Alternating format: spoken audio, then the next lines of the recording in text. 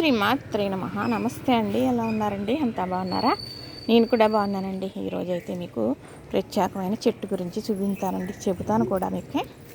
ఈ చెట్టు గురించి చెబుతాను. మరి ఇది జీడి మామిడి చెట్టు అంటారు. జీడి పిక్కలు, జీడిపప్పు మనం వాడుకుంటాం కదా, అదే చక్కగా. మరి ఈ చెట్టు ఏంటి, నేను పెట్టలేచ్చామండి. నేను చాలా మొక్కలు పెంచుతాను. ఇది మా హౌస్ ఓనర్ గారు పెట్టుకున్నారు, చక్కగా అంటుకొని పెట్టారట. నిరుడైతే చక్కగా పూసింది. ఒక 5-6 పిక్కలు మాత్రమే దిగినాయండి జీడి పిక్కలు.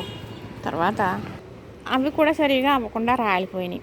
ఎప్పుడు కూడా మనకి పూత పూసి కాయలు కాసే మొక్క పెట్టుకున్నప్పుడు, అది చిన్న మొక్క అయినా పెద్ద మొక్క అయినా ఫస్ట్ పూత పోతుందండి. 2 కూడా పోవచ్చు, మూడోసారి నిలబడుతుందన్నమాట. చక్కగా చూసారా, గుత్తులు గుత్తులుగా ఎంత బాగా కాసిందో ఈ సంవత్సరం అయితేనండి. అయితే ఈ చెట్టు రోడ్డు మీదకి ఉంటుందండి.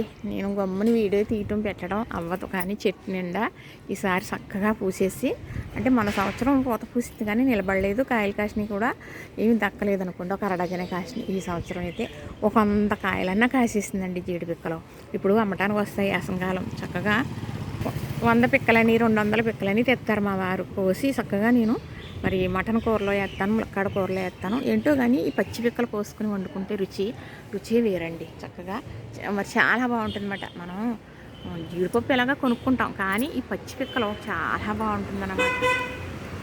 ఇంకోనండి, చక్కగా గుత్తులు గుత్తులుగా ఈ సంవత్సరం అయితే చాలా బాగా కాసింది. కాపలైతే కాయలేకపోతున్నాం, రోడ్డు పక్కన కదా, మరి అందరూ కోసేస్తారు కదండి. చక్కగా చూస్తారా కింద ఎంత బాగా ఉన్నాయో. చక్కగా ఇదిగోనండి, చూసారా హౌస్ ఓనర్ గారు ఇలా కట్టారనమాట క్లాత్, ఒక గుడ్డ. ఎందుకంటే ఇగో చూసారు కాయలు కనపడుతున్నాయి చక్కగా. ఇంకా మీకు గుత్తులు చూపిస్తాను. ఇవిగోనండి, కిందకు చూసారా గుత్తులు.